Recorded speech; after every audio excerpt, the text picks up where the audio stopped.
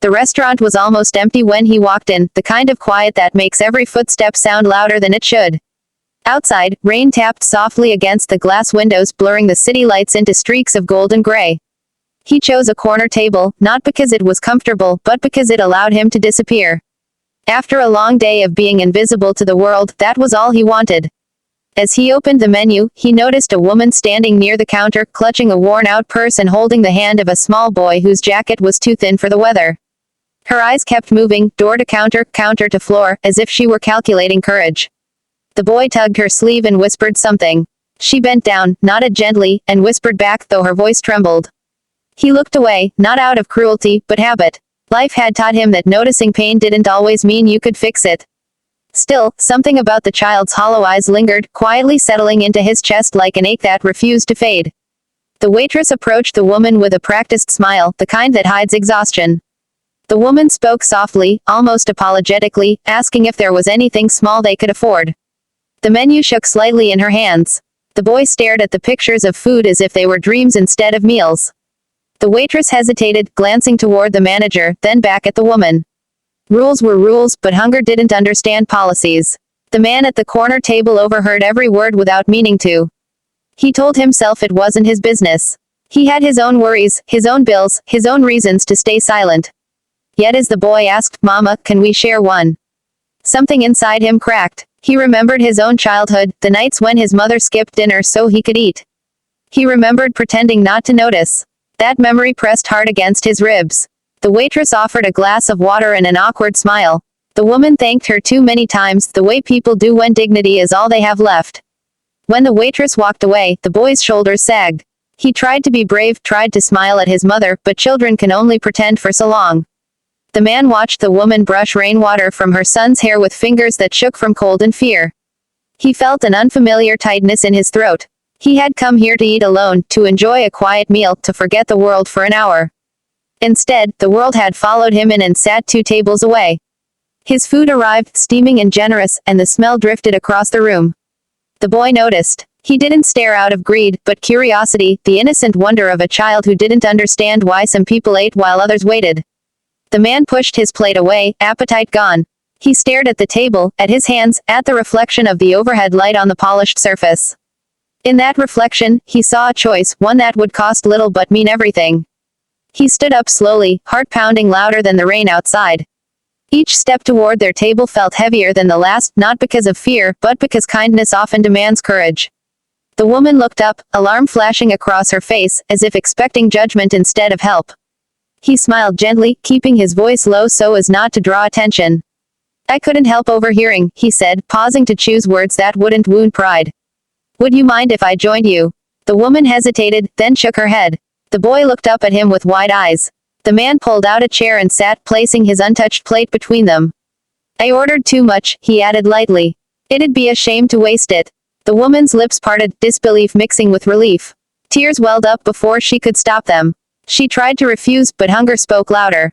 The boy smiled for the first time that night, a small, fragile smile that felt like a sunrise. As they ate, the room seemed warmer.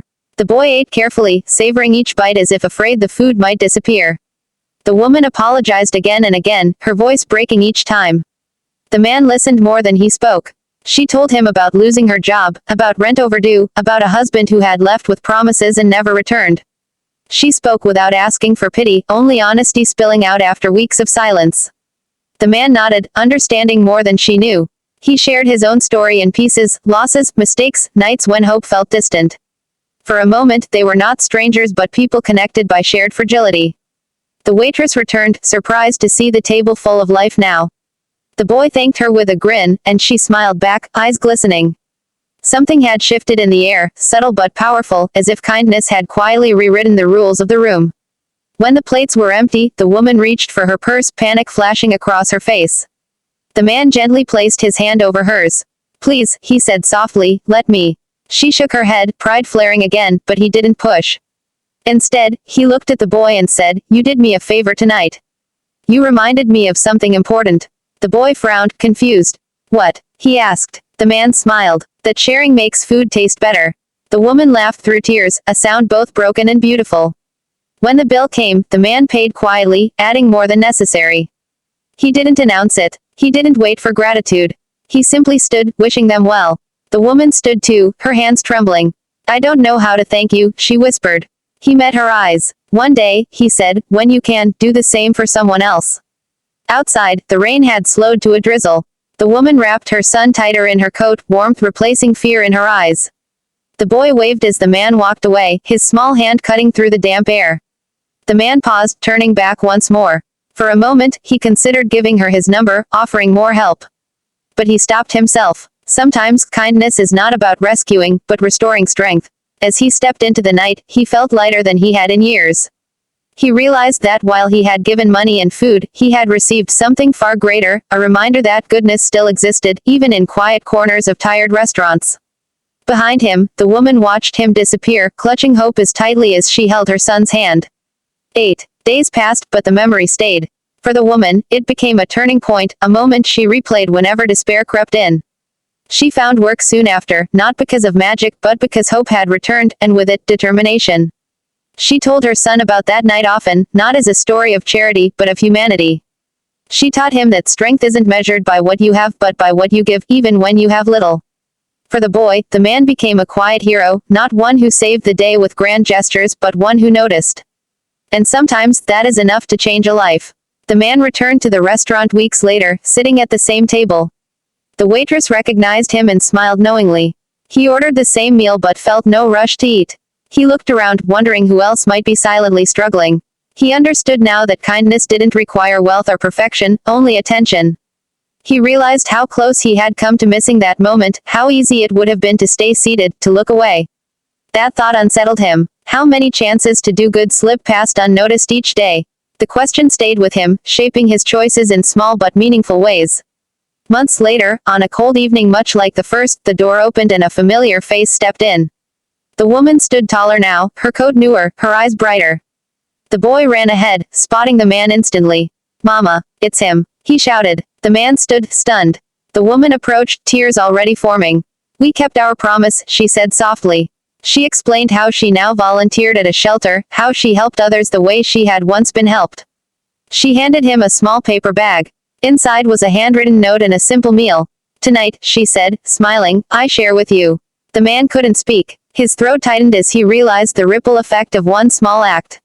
The restaurant felt smaller, more intimate, as if the world had folded in on itself to highlight this moment. He accepted the bag with trembling hands, overwhelmed not by gratitude, but by humility. He saw how kindness multiplies, how it travels from hand to hand, heart to heart, never truly ending.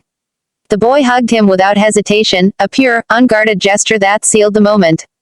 Around them, life went on, orders called, dishes clinked, but for them, time stood still. When they parted again, it felt different. This time, there was no desperation, only connection. The man sat alone once more, but loneliness no longer followed him. He opened the note, reading words written in careful, uneven handwriting. It thanked him not just for food, but for seeing them, for reminding them they mattered. Tears fell freely now, unashamed. He realized that kindness had not only changed their lives, it had saved his own from quiet emptiness. As he left the restaurant, he looked up at the sky, rain clouds parting just enough to reveal a single star. He smiled, understanding something simple yet profound. The world isn't changed by grand speeches or heroic acts, but by ordinary people choosing compassion in ordinary moments. He promised himself never to ignore that quiet pull in his chest again, the one that says, you can help. Somewhere across the city, the woman tucked her son into bed, telling him the story once more. She reminded him that even when life is cruel, kindness still exists, waiting to be chosen. The boy fell asleep believing in goodness, believing in people. And that belief, fragile yet powerful, became the foundation of who he would grow up to be. And so the story continued, unseen and unrecorded, carried forward through small acts and open hearts. A man who thought he would eat alone learned that sharing a meal could restore faith. A mother who had lost everything found hope. A child learned that humanity is real. All because one person chose compassion over comfort, proving that sometimes the smallest kindness can create the biggest second chance.